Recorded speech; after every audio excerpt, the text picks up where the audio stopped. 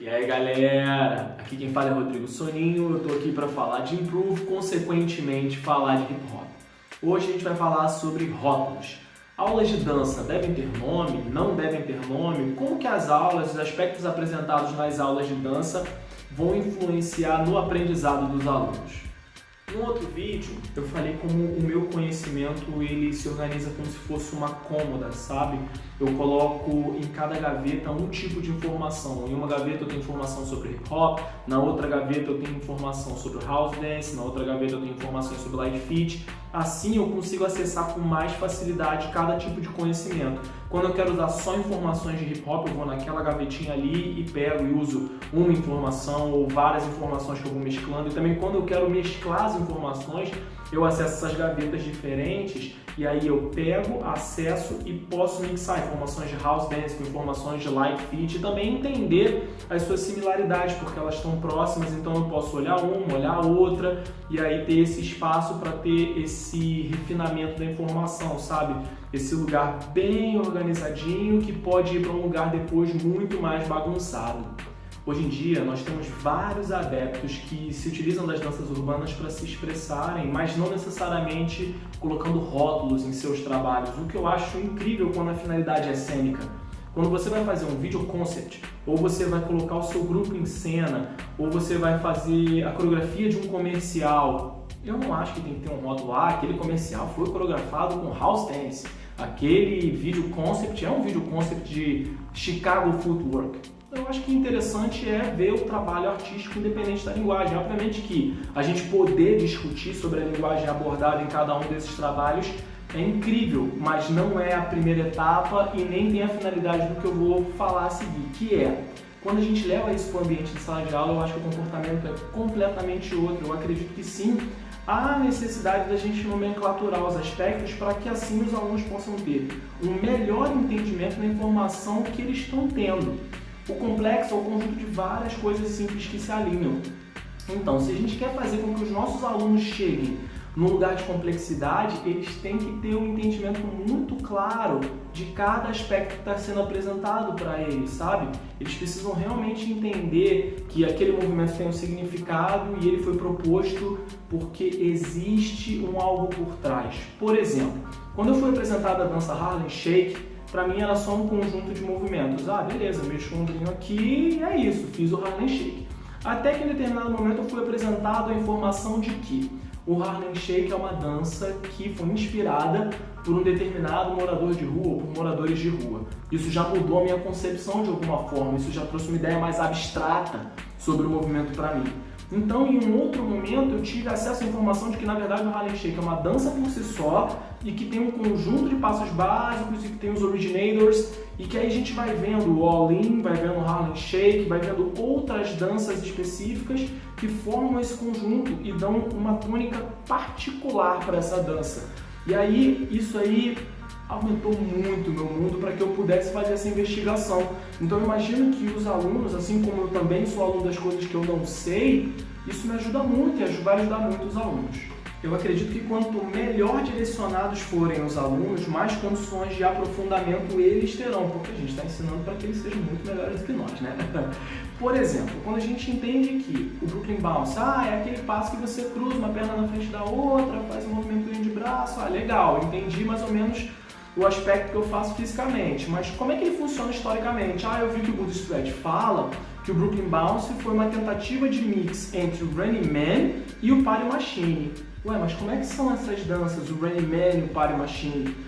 Tem outras danças que são conectadas com essa dança, como por exemplo o Roger Rabbit. Então o aluno partiu de um movimento que ele aprendeu como movimentação e como ele tinha possibilidade de aprofundamento, ele já foi apresentado uma gama nova de movimentos que de uma certa forma complementam essa movimentação. E eu acredito que quando a gente trabalha com uma estrutura mais sólida, pedagogicamente falando, com nomenclatura, seja a nomenclatura de uma aula, nomenclatura de uma movimentação ou a história de uma movimentação, a gente vai para um lugar que é muito mais sólido para os alunos. Nós estaremos formando alunos que têm maior capacidade de pegar aquela informação, digerir e transformar em algo que vai ser muito mais interessante. Obviamente que não há ninguém melhor do que você mesmo para entender como você se sente em relação ao seu trabalho e saber se ele se encaixa ou não em padrões pré-estabelecidos. Mas quando a gente fala de uma estrutura pedagógica, a gente está falando sobre o aluno. Então esse aluno que tem que entender como ele vai chegar até o que você está propondo. E para que ele consiga chegar até onde você está propondo, ele precisa ter as ferramentas certas. Porque, por exemplo, se você montou uma coreografia que tem elementos de popping, elementos de waving e mais uma pegada de dança contemporânea inspirada no Merce Cunningham, por exemplo, e o seu aluno ele só vê a sua movimentação, ele só olha para aquilo e fala: movimentos interessantes, legal, eu tenho a capacidade mecânica de reprodução disso. Mas se eu quero que o meu aluno ele tenha real significado na movimentação, eu apresento mais aspectos para ele. Mas eu acredito que assim, mercadologicamente, a gente já leva isso para um outro lugar, que é como eu posso vender essa aula a ponto de fazer o aluno ir na minha aula e conseguir identificar o que ele vai estar sendo apresentado, o que vai ser proposto a ele. Eu acredito que do ponto de vista de venda, quando a gente quer fazer com que um cliente identifique o produto que está sendo proposto, quando a gente acha uma forma interessante de rotular o produto, é muito mais fácil para a gente conseguir captar aquele cliente.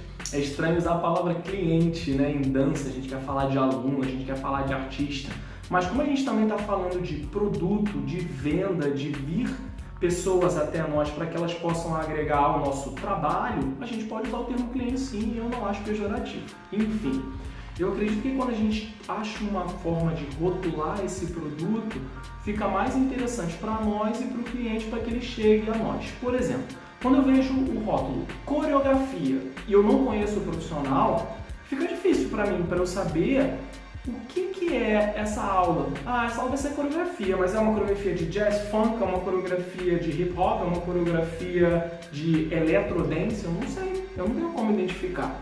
Já quando eu vejo aulas que são intituladas como House Dance, eu já conheço do que se trata aquela técnica, então fica mais simples para mim, para eu poder ir direcionado e falar: hoje eu irei estudar House Dance. Mas e quando a aula ela não se encaixa em um rótulo pré-estabelecido? O que eu posso fazer, Tem muita gente que, por exemplo, fala que a aula de hip hop deve ser uma aula só voltada para a fundamentação, onde a gente vai trabalhar rock, bounce, groove e passos básicos e party dances. Como é que eu vou trabalhar hip hop em cima disso? Será que se eu usar o nome hip hop coreografia, ele já se encaixa dentro desse aspecto? Eu tenho uma história que eu acho que é interessante, que dá para ser usada como exemplo. Uma vez eu fui chamado para dar um workshop e nesse mesmo workshop a Bárbara Lima ia dar aula também. A Bárbara Lima foi chamada para dar aula de hip hop e falaram para mim: Soninho, eu quero que você dê aula, mas eu não quero que você dê aula da mesma coisa que a Bárbara vai dar aula. Eu falei: o meu trabalho é diferente da Bárbara, mas como é que eu posso achar uma alternativa para diferenciação? Então naquele momento eu rotulei meu trabalho como Underground Hip Hop. E aí eu parti da premissa do que? Eu uso músicas de artistas como J Dilla, Slum Village, Illa J, A Tribe Called Quest, De La Soul, artistas que pelo menos no meu segmento eram tidos como artistas underground. Hoje eu sei que falar que A Tribe Called Quest e De La Soul, por exemplo, são artistas underground, com o número de vendas que eles tiveram talvez seja uma coisa errônea. Mas naquele momento, e para os artistas que a Bárbara Lima costumava usar, seria interessante eu estar fazendo aquele tipo de diferenciação. Assim eu pude criar um produto único com uma pegada diferenciada, sabe? Eu sabia que eu ia usar um determinado tipo de danças sociais, um tipo de movimentação, um tipo de comportamento que eu via muito mais nas festas, no meio do underground, lá na FEBARD que a gente frequentava, e trazer para aquela aula. Então eu acredito que foi interessante naquele momento. O que eu quero dizer com isso é, como você pode trazer o seu aluno para ele ter um entendimento a mais? Para mim, usar aquele termo foi um meio de, eu quero que os meus alunos entendam que a minha vivência de festa, ela alimenta as minhas coreografias. Então eu quero que eles entendam que eu venho desse lugar e vou para aquele lugar e que tem sim uma grande camada de significado. Então eu acredito que a gente trazendo nomes específicos para o nosso trabalho, a gente criando rótulos, mesmo que não sejam os rótulos pré-estabelecidos, e sim uma coisa mais voltada para um lugar temático das aulas, a gente pode criar diferenciais para o nosso trabalho.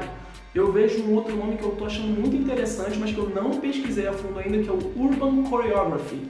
Eu vi isso no Steezy, aquele steezy.co, que tem várias aulas e tal. Eu vi esse nome sendo usado e pessoas falando, olha, ele se utiliza de diversas danças vindas do hip hop, vindo desse lugar das danças urbanas, mas que já é para um lugar diferente. E até um tema que eu quero falar no próximo vídeo.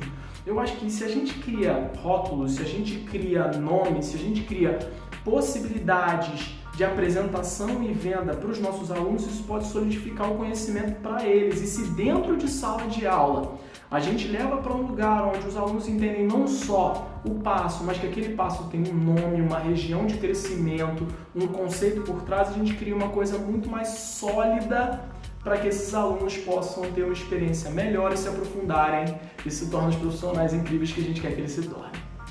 Isso foi um pouquinho de Improve, espero que vocês curtam, vamos discutir sobre, e é isso. Valeu!